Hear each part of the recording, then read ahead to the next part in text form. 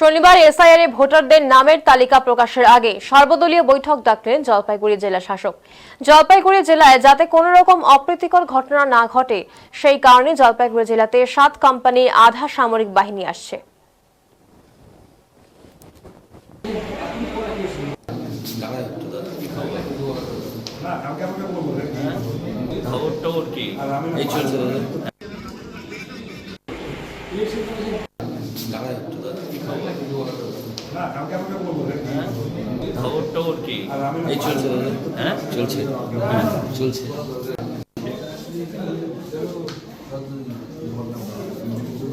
ভাই এই তো দাদা বলো যে জিটিং করছো তুমি তোমাকে দেখা আমাদের ভাই বয়স্ক মানুষের ওই যারা একজন ধরি কিন্তু ধরি কি বলবি ভাই বাবু দাদা রাখ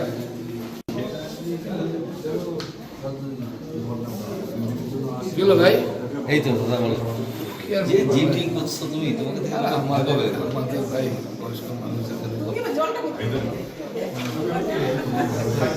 ওই যারা একজন ধরি কিন্তু ধরি কি বলবি ভাই বাবু দাদা রাখ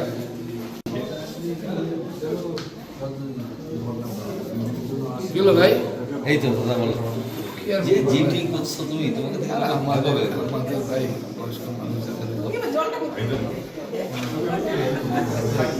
ওই যারা একজন ধরি কিন্তু ধরি কি বলবি ভাই বাবু দাদা রাখ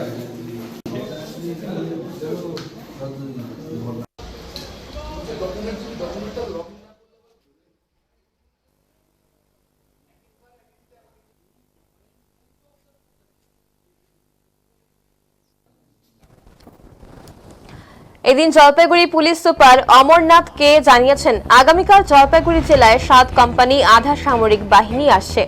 জেলায় যাতে কোনো রকম অপ্রীতিকর ঘটনা না ঘটে সেই কারণেই এই আধা সামরিক বাহিনী মোতায়েন করা হবে। আজ জেলা শাসক দপ্তরে জেলা শাসকের উপস্থিতিতে সর্বদলীয় বৈঠক করা হয়। এসআইআর এর তালিকা প্রকাশের ফলে নিরাপত্তা বিষয়ে আলোচনা করা হয়েছে। বৈঠকে শনিবার যে এসআইআর এর ফাইনাল তালিকা প্রকাশ করা হবে তা জানানো হয়েছে। জেলা পুলিশের পক্ষ থেকে পুলিশ জানিয়েছে তারা প্রস্তুত রয়েছে যাতে কোনো রকম সমস্যা না হয়। বাড়তি পুলিশ বাহিনী মোতায়েন করা হবে যাতে জেলায় শান্তিপূর্ণ থাকে, তারা সেটাই দেখবেন। যাতে আতঙ্কিত না হন সেটাই তারা বলবেন। যাদের নাম থাকবে না সেটার প্রসেস আছে। আগামীকাল বিকেলে এবং পরশুর মধ্যে 7 কোম্পানির আধা সামরিক বাহিনী পেয়ে যাব। এই মিটিং হলো কি মেসেজ দিলেন? হ্যাঁ, আজকে আমাদের এখানে ডিএম অফিসে ম্যাডামের চেয়ারম্যানশিপে আজকে মিটিং হয়েছে, অল পার্টি মিটিং। তো কালকে এসআইআর এর ফাইনাল লিস্টটা প্রিপেয়ার হচ্ছে। তো ওটা নিয়ে যে সিকিউরিটি মেশার্স আর বাকি যে জিনিসগুলো পার্টিদের অর্গানাইজার্সকে এক্সপ্লেন করার জন্য আজকে মিটিং হয়েছে। আর পুলিশের তরফ থেকে আমরা পুরো প্রস্তুত রয়েছে, মানে পুলিশকে এক্সট্রা ডিপ্লয়মেন্ট করা হয়েছে। আমরা আশা করি কালকে বিকেলে আর পরশু মধ্যে আমাদের কেন্দ্রীয় বাহিনীগুলো চলে আসছে, তো ওদেরও সাপোর্ট আমরা পাবো। তো আপাতত আমরা একটা পিসফুল মানে রিলিজ অফ লিস্ট আমরা এক্সপেক্ট করছি। যে কোনো সমস্যাতে মানে আপনারা নিশ্চয়ই আসেন, পুলিশের কাছে আসবেন, মানে যে কোনো সমস্যা আমরা সর্ট আউট করবো। নিশ্চয়ই আপনারা আননেসেসারি প্যানিক হবে না যারা মেবি লিস্টে থাকবে না। তো আমরা নিশ্চয়ই ওর জন্য আসেন আর 1 মাস আসেন। এই যে অ্যাডজুডিকেশন, জুডিশিয়াল অ্যাডজুডিকেশন চলবে, এটা ফাইনাল নেই। আর যারা প্রবলেম মানে কনসার্ন আছে ওদের জন্য এখন আর প্রসেস আছে। তো আমরা আশা করি কালকে পরশু আমাদেরকে একটা পিসফুল রিলিজ পাবো। কত কোম্পানি সিএপি পাচ্ছি আমরা 7 কোম্পানি সিএপি আপাতত পাচ্ছি। কালকে বিকেলে আর পরশুর মধ্যে আমরা এক্সপেক্ট করে পুরোটা ইন্ডাক্ট করতে পারবো। থাকার কোনো ব্যবস্থা করবো? হ্যাঁ, ওই সব হয়ে গেছে। আমরা 7টা থানা ফিক্স আপ করা হয়েছে, ওখানে থাকবো। ঠিক।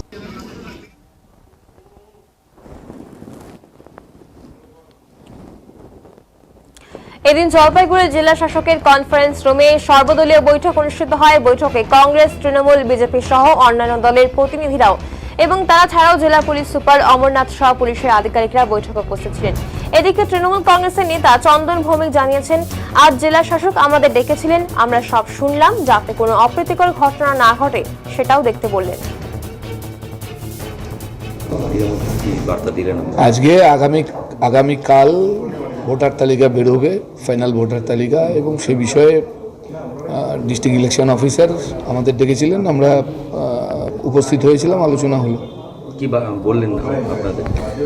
বিষয়টা হচ্ছে যে খসড়া ভোটার তালিকা প্রস্তুত হওয়ার পর আনম্যাপ যারা ছিল এবং লজিক্যাল ডিসক্রিপেন্সি পরবর্তী সময় যে মানুষদেরকে হিয়ারিং করা হয়েছিল এবং তাদের মধ্যে একটা বড় অংশ যারা জুডিশিয়ারি এনকোয়ারির মধ্যে চলে আসে পরবর্তীতে 20 ফেব্রুয়ারির পর, তো সেই সংখ্যার যারা আসে তাদের ভোটার তালিকায় সবাই থাকবে, মানে খসড়া ভোটার তালিকার যে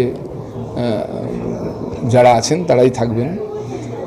কিন্তু তার বাইরে এই তিনটে ক্রাইটেরিয়ার বাইরেও জেলা প্রশাসন যেটা বললেন যে ইসিআই কিছু নাম জুডিশিয়ারি এনকোয়ারির যারা জাজেসরা যারা করছেন তাদের কাছে ওই ডিসপোজ ছাড়াও যে নামগুলো সেই নামগুলো নাকি আছে। তো এখন বিষয়টা হচ্ছে যে আগামীকাল ভোটার তালিকা বেরোবে, জেলা প্রশাসন যেটা বললেন বুথ লেভেলে বুথে বিএলওরা 10:30 সকাল 10:30টার মধ্যে সেটাকে ডিসপ্লে করবেন এবং বিকেলবেলায় আমাদের সমস্ত রেকগনাইজ পলিটিক্যাল পার্টির যারা আছেন তাদেরকে ওনারা বিকেলে 5টা 5:30টার মধ্যে ভোটার তালিকাটা দেবেন। তো সেই ভোটার তালিকায় নামের পাশে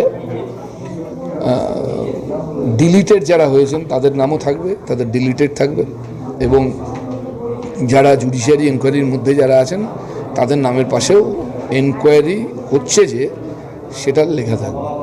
ফলে এর পরবর্তীতেই জুডিশিয়ারি এনকোয়ারি যেভাবে এগোবে এবং তা থেকে যেভাবে বেরোবে এর পরের নামগুলো যেগুলো মানে যারা ভোট মানে আমাদের মূল বিষয়টা হচ্ছে ভোট দান করতে পারবেন কারা, তো তাদের নামগুলো এই সাপ্লিমেন্টারির মাধ্যমে ক্রমান্বয়ে সে নামগুলো আমরা পাবো। কিসের মিটিং হলো, কি বার্তা দিলেন আজকে আগামী সিপিআইএমের জেলা সম্পাদক পীযূষ মিশ্র জানিয়েছেন প্রশাসনের যেভাবে কাজ করার কথা ছিল তা প্রথম থেকে করেনি, তার ব্যর্থতা কেন্দ্র এবং রাজ্য সরকারকে নিতে হবে। বৈধ কোনো ভোটারের নাম কাটা যাবে না, আমরা এটাই বলেছি। যদি বৈধ ভোটারের নাম কাটা যায় তীব্র আন্দোলন হবে। প্রশাসনের যেভাবে কাজ করা উচিত ছিল শুরুর থেকে সেভাবে প্রশাসন কাজগুলো করেনি, ফলে তার একটা ব্যর্থতার দায় সম্পূর্ণ কেন্দ্র সরকার রাজ্য সরকারকে নিতে হবে। কারণ ভোটার তালিকা প্রকাশ হওয়ার সাথে সাথে ভোটার তালিকায় যদি কোনো বৈধ ভোটারের নাম বাদ যায় তার বিরুদ্ধে তীব্র প্রতিবাদ তৈরি হবে, তীব্র আন্দোলন তৈরি হবে।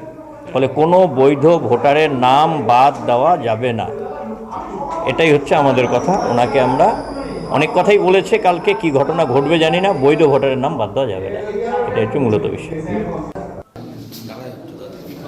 কংগ্রেসের পক্ষে গণেশ ঘোষ জানিয়েছেন, আমরা আতঙ্ক এবং চিন্তা নিয়ে বাড়ি যাচ্ছি।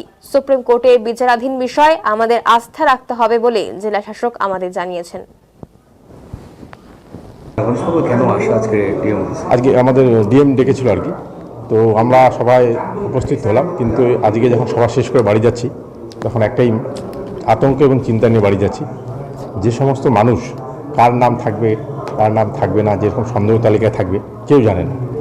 যেহেতু সুপ্রিম কোর্টের বিচারাধীন, তো ম্যাডামও বললেন যে একটু আস্থা রাখতে হবে, বিশ্বাস রাখতে হবে এবং মানুষকে একটু ধৈর্য ক্ষমতা ধরে রাখতে হবে। তো আশা করছি সকলে যাতে থাকে। আমরা গণতন্ত্রের উপর বিশ্বাস করব, ভারতবর্ষ একটা গণতান্ত্রিক দেশ, কেউ বাদ যাবেন এটুকু আমরা আশা করছি এবং তার জন্য আমরা জাতীয় কংগ্রেস আছে। কেন আসা আজকে আজকে আমাদের ডিএম ডেকেছিল আর কি,